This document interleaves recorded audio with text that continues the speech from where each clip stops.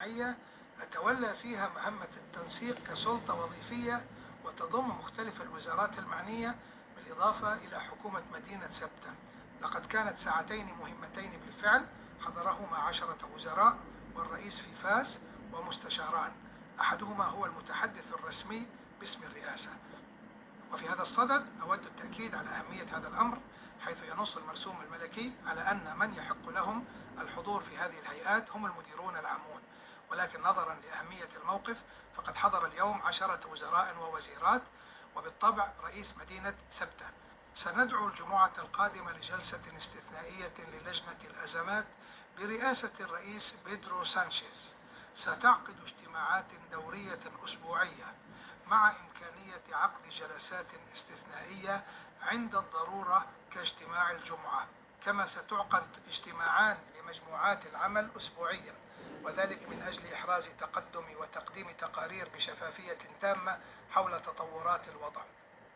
وأود أن أقول إننا تشاركنا، وأعتقد أن ذلك كان بناء هدفا وخطة، وهي أن يعود جميع الأشخاص الذين بقوا في سبتة منذ يوم 31 وأن تتم عودتهم وفقا للقانون وبموجبه.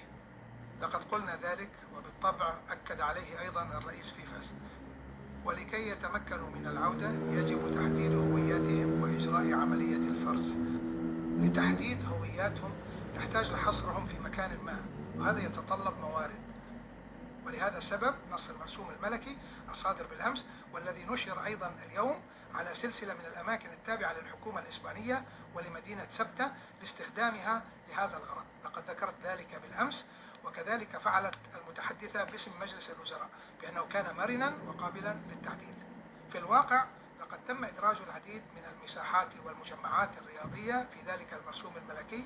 لقد عقدت اجتماعا بالأمس مع فيفاس وأوضحت أن السبب كان لحالة طوارئ غير هم بدل واحد الاجتماع انتين شي 10 الوزراء وغادي يتجمعوا مع بيدرو سانشيز، لأن باش غادي يجمعوا في واحد المكان كاملين باش غادي يشوفوا الهوية ديالهم، لأن سمعتم هذا الترحيل جماعي ما كاينش، ممنوع باش يرحلهم جماعي، غادي يبقى يرحلوا بخمسة بجوج ثلاثة أربعة هكذا.